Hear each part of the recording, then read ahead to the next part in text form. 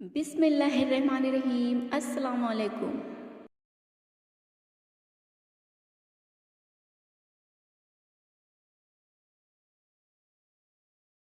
इब्राहिमी दीन अरब में ज़्यादा नहीं ठहरा।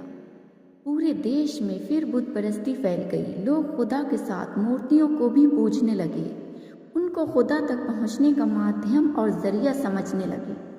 उनका अकीदा था कि ये खुदा के साझी और हमारे सिफारिशी हैं, यही ज़रूरतों को पूरी करने और मुसीबतों को दूर करने वाले हैं। इसलिए वे मुसीबतों में उन्हीं को पुकारते, फरियादें भी उन्हीं से करते और मुरादें भी उन्हीं से मांगते। हज़रत इब्राहीम तो खालिस तौहीद की दावत देते थे और शिर्क और मूर्ति पूजा से बेजार थे, लेकिन ये लोग उनको बिल्कुल ही भूल गए और मूर्तियों के पुजारी बनकर रह गए। लेकिन ऐसा एकदम ही नहीं हो गया, इसमें भी ज़माना लगा। ना जाने कितनी शताब्दियाँ बीत गईं और ना जाने कितनी नस्लें गुजर गईं, तब कहीं जाकर शिर्क के पैर जमे।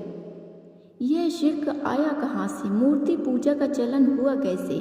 बात यह थी कि हज़रत इब्राहीम और इस्माइल से अरबों को अत्यधिक श्रद्धा और मोहब्बत थी। काबा का निर्माण उन्हीं दोनों ने किया था, इसलिए उन्हें काबा से भी बड़ी मोहब्बत थी। फिर यह मोहब्बत यहीं तक सीमित न रही, इसके इर्द गिर्द जितने पत्थर थे वे भी उनकी नज़र में बहुत ही प्रिय और बाबरकत बन गए। अब अगर वे मक्के से बाहर जाते, चाहे रोज़गार के लिए चाहे कारोबार के लिए, तो वहाँ का एक पत्थर भी साथ ले लेते। उनका ख्याल था इससे सफ़र में बरकत होगी और मकसद में कामयाबी। फिर बात यहीं तक सीमित न रही। जो लोग मक्के से कुछ दूर रहते थे वे काबे के पास से पत्थर उठा उठा कर ले गए और अपने यहाँ लगा लिए। अब वे काबे की तरह उनका तवाफ कर, हजरे अस्वद की तरह उनको चूमते। इस तरह वह अकीदा जिसके खिलाफ हज़रत इब्राहीम ने मुसलसल जिहाद किया था, अरब में फिर लौट आया। फिर एक बात और थी जिसकी वजह से यह अकीदा और तेज़ी से फैला। ज्वालामुखी पहाड़ फटते तो लावे की शक्ल में जो पत्थर निकलते, उनके बारे में धारणा थी कि यह टूटे हुए सितारे हैं जो आकाश से धरती पर आ गए हैं। यही से वे पत्थर पवित्र समझे जाने लगे, क्योंकि कुछ जातियां तारों को बड़ी महानता देती थीं, इसलिए कि उनमें जगत सृष्टा की कुदरत का जलवा था, उसकी शक्ति और महानता की छाया थी। इसलिए जिन पत्थरों के बारे में उन्हें विश्वास होता यह सितारों से टूटे हैं, उनको बहुत बरकत वाला समझते और बड़ी इज्जत करते। फिर इज्जत का यह ख्याल और आगे बढ़ा और अब उनकी पूजा भी होने लगी। नस्लों पर नस्लें गुजरती रहीं, यहाँ तक कि यह अकीदा बिल्कुल पक्का हो गया।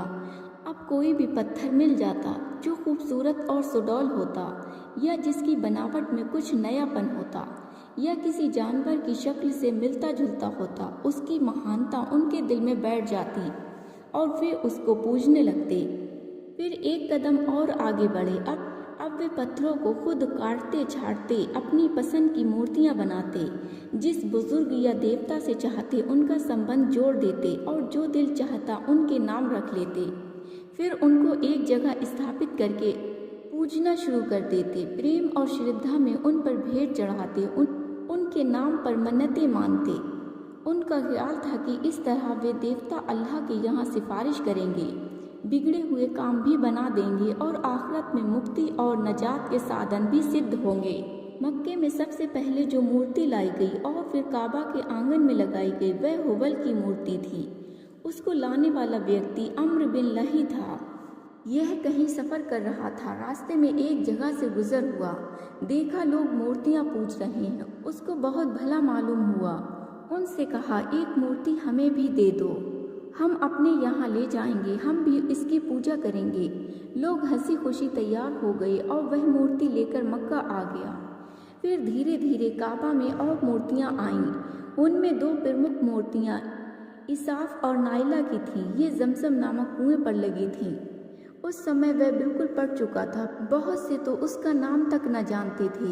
यही नहीं, ज़्यादातर कबीलों की अपनी अपनी मूर्तियाँ भी थीं जो इधर उधर विभिन्न इलाकों में लगी हुई थीं। मिसाल के तौर पर उज्जा, यह कुरैश की सबसे बड़ी मूर्ति थी। लात, ताइफ में एक कबीला था, सकीफ, यह उसकी मूर्ति थी। मनात मदीने में दो मशहूर कबीले थे, औस और खजरज। यह उनकी मूर्ति थी।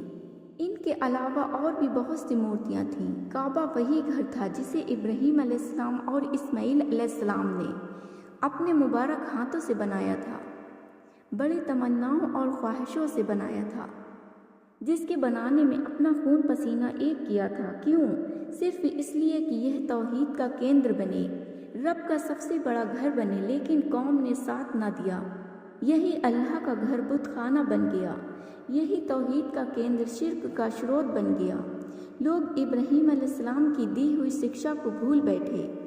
अब उन्हें याद भी नहीं रहा कि कभी इसी घर से तौहीद की आवाज़ें बुलंद हुई थीं, बल्कि अब उनके लिए इसकी कल्पना भी मुश्किल थी कि मूर्ति पूजा के अलावा भी कोई सत्य हो सकता है।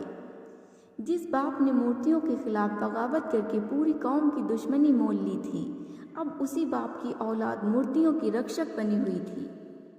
उम्मीद है आज की वीडियो आपको अच्छी लगी होगी। अगर वीडियो अच्छी लगी हो तो लाइक करके हमारे चैनल को सब्सक्राइब कर दें और कमेंट बॉक्स में अपनी राय ज़रूर लिखिए और बेल आइकन को क्लिक कर दें ताकि हमारी आने वाली नई वीडियो का आपको पता चलता रहे। तब तक अपना ख्याल रखिएगा। अल्लाह हाफिज़।